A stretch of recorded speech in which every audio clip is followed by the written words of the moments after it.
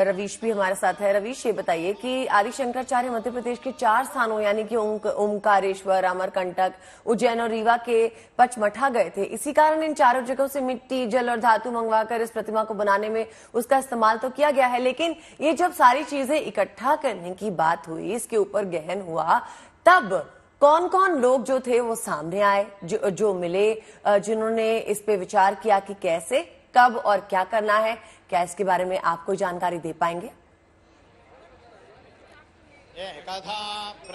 देखिए, जैसे कि आपने बताया कि एकात्म मानववाद की हम बात कर रहे हैं।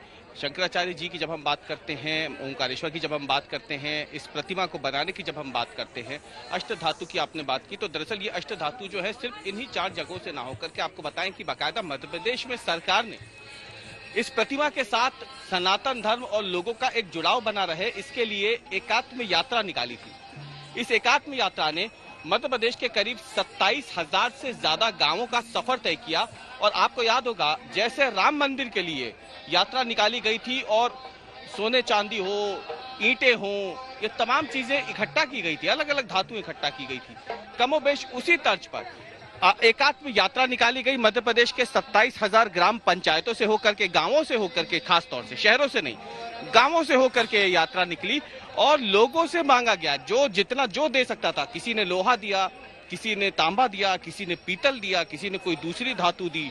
ऐसे करते करते ही ये पूरी प्रतिमा बन पाई है।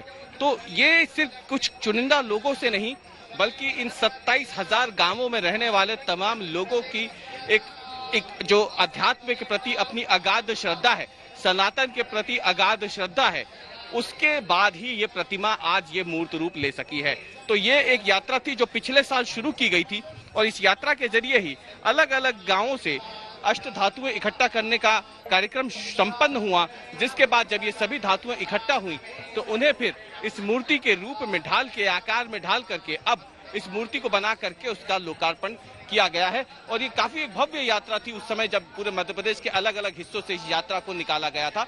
कमोबेश वैसी ही तस्वीरें देखने को मिलती थी जैसे हमने राम मंदिर के निर्माण के समय देखी थी। राम मंदिर आंदोलन में हमने देखा था किस तरीके से यात्रा निकली थी और उनसे ईंटें या जो उनसे बन सके वो तमाम चीजें मांगी गई थी।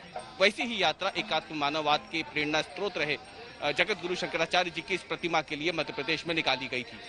रवीश, एक बार पीछे की तस्वीरें अगर आप अपने कैमरा पर्सन को बोलें कि हमें दिखा दें कि इस वक्त पीछे क्या कुछ चल रहा है दर्शकों के लिए। जी बिल्कुल, मैं आपको तस्वीरें दिखाता हूँ, सीधी तस्वीरें। दरअसल ये एक परंपरा होती है, जब साधु संत निकलते हैं किसी एक जगह से दूसरी जगह जाने के लिए तो उन्हें अकेला नहीं छोड़ा जाता है और उनका स्वागत इस तरीके से परंपरागत रूप से किया जाता है। फिलहाल जो साधु संत हैं वो हम आपको तस्वीर दिखाते हैं, प्रसादी ग्रहण के लिए उस टेंट के पास गए हुए हैं, उस डोम के पास गए हुए हैं। जब उस डोम से निकलकर वो इस जगह से प्रस्थान करेंगे तो फिर उनका स्वागत जो है वो इस तरीके की जो वाद्य यंत्र है शैव परंपरा के तहत आते हैं। ये सभी लोग केरल से आए हैं और क्योंकि जगत गुरु शंकराचार्य जी, आचार्य शंकर जो हैं केरल से थे, तो उसी पद्धति से सभी साधु संतों का यहाँ पे लगातार स्वागत हो रहा है। तो ये सभी लोग जब एक जगह से दूसरी जगह साधु संत निकलते हैं तो उनके लिए ये खड़े हैं। जब वो यहाँ से निकलेंगे तो ये सभी पारंपरिक वाद्य यंत्रों से उनका अभिवादन करेंगे, उनका स्वागत करेंगे और उन्हें यहाँ से दूसरे स्थान के लिए प्रस्थान करवाएंगे। जी, चंद्रांशु जी के पास चलते हैं। धर्मगुरु चंद्रांशु जी, क्योंकि ये कार्यक्रम इस लेवल पे हो रहा है, यहाँ पर कई साधु संत जुड़ रहे हैं, आने वाले वक्त में ऐसे क्या क्या कार्यक्रम रखे गए हैं या सोचे गए हैं जिससे पूरे देश के धर्म जो है वो जुड़ जाए, जो लोग हैं वो यहाँ पर आना चाहते हैं, उन्हें किस तरह का मैसेज दिया जाएगा, इसके आसपास किस चीज की स्थापना होगी कि ये एक अपने आप में धर्म की तरह स्थापित हो। और मेरे ख्याल से इस मूर्ति को बनाने का मकसद भी यही था कि सनातन धर्म के साथ देश के लोगों को जोड़ा जाए। जो ओंकारेश्वर पर्वत है और ओंकारेश्वरनाथ भगवान है, वो पूरा संपूर्ण पर्वत ही ओंकार के रूप में विराजमान है।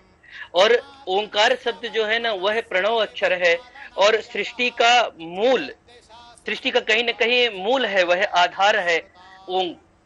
तो निश्चित तौर पर ऐसे ही 12 ज्योतिर्लिंगों में ओंकारेश्वरनाथ भगवान विराजमान है। तो सनातन धर्मावलंबी जितने हैं वैसे भी निरंतर जाते रहे हैं, दर्शन करते रहे हैं। परंतु ये जो एक समय चल रहा है, यह अपने आप में एक अद्भुत ही कहा जाएगा, एक अद्भुत समय कहेंगे हम इसको, कि जो शंकराचार्य भगवान, जो शंकर भगवान के स्वयं अवतार हैं, और उनकी विचारधारा को लेकर 108 फीट मूर्ति का अनावरण, और मूर्ति के अनावरण के साथ में इतनी भव्यता दिव्यता के साथ ही जो उनकी संस्कृत के प्रति, उनकी मूलभूत जो रचनाएं हैं, उपनिषदों के प्रति, गीता के प्रति, अन्य वेद वेदांतों के प्रति, तो वह सबका सब कहीं ना कहीं उस सनातन संस्कृत के संवर्धन का, उनके मूलभूत विचारों का वहां पर निरंतर लोग आएंगे, अध्ययन अध्यापन होगा, उनको देखेंगे, समझेंगे। तो निश्चित तौर पर एक पर्यटन स्थल के साथ में आध्यात्मिक ऊर्जा का केंद्र भी बनेगा, और संपूर्ण देश, मानव समाज, सनातन संस्कृत धर्मावलंबी सब जाकर के अपने आत्मोन्नति के लिए वहां जाएंगे ही जाएंगे, और जाकर के अपना आत्मोद्धार का वो मार्ग प्रशस्त करेंगे। और निश्चित तौर पर शंकराचार्य भगवान का जो विचार है, उनका जो महाभाष्य है, उनके जो विचार राष्ट्र की एकता अखंडता के लिए आए हुए हैं, वह हम लोगों के लिए, देशवासियों के लिए निरंतर आगे बढ़ने की प्रेरणा देंगे। जी चंद्रांशु जी, एक और सवाल जो मेरे जहन में आ रहा है वो ये कि जब भी हम किसी प्रतिमा की बात करते हैं ना, यहाँ हम शंकराचार्य जी की बात कर रहे हैं, उनके जीवन से जिस प्रकार की प्रेरणा मिलती है उसके बारे में बात कर रहे हैं, जिस प्रकार की सीख हम सबके जीवन में उतर सकती है उसके बारे में बात कर रहे हैं। अब जब प्रतिमा का अनावरण किया जाता है और जब प्राण प्रतिष्ठा की जाती है, वो प्रक्रिया जरा बताइए हमारे दर्शकों के लिए।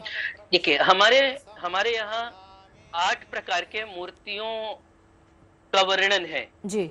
जो मूर्ति निर्माण होती है वो 8 प्रकार की होती हैं। जैसे आप देखते हैं कि कभी कभी शिवलिंग बनाते हैं तो पार्थिव मिट्टी का बना लेते हैं। जगन्नाथ भगवान है वो पार्थिव के, जगन्नाथ भगवान काष्ठमय दारूमयी है, वो लकड़ी से बने हुए होते हैं, उनका परिवर्तन होता है। ऐसे धातु की भी मूर्ति का निर्माण होता है।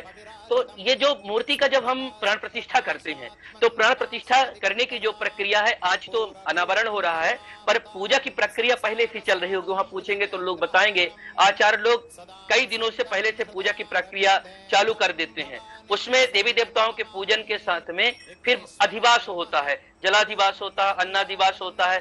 अलग अलग अधिवास करने के बाद फिर प्राण प्रतिष्ठा होती है। प्राण प्रतिष्ठा करने का मतलब यह होता है कि जो आचार्य गण होते हैं वो वैदिक वेद मंत्रों के द्वारा उस आचार्य की आत्मा को आवाहन करके उस मूर्ति में प्रतिष्ठित करते हैं। इसीलिए जीवित व्यक्ति के हमारे सनातन धर्म में मूर्ति बनाने का कोई विधान नहीं है। जब तक एक आत्मा किसी शरीर में स्थापित है, तब तक दूसरे मूर्ति में कैसे स्थापित हो सकती है। तो जब वो व्यक्ति नहीं रहता, उसका पार्थिव शरीर नहीं रहता, तो ही उसकी मूर्ति के प्राण प्रतिष्ठा होती है। तो शंकराचार्य भगवान की जो आत्मा होती है, जब प्राण प्रतिष्ठा की प्रक्रिया चालू होती है, तो उस आत्मा को वेद मंत्र के द्वारा आहूत किया जाता है, स्मरण किया जाता है, बुलाया जाता है और उसको प्रतिष्ठित किया जाता है। और ये बिल्कुल कड़वा सच है कि वेद मंत्रों में इतनी शक्ति है कि वो आत्मा निश्चित तौर पर उस मूर्ति में प्रतिष्ठित होती है और वो प्रत्यक्ष रूप में माने जाते हैं।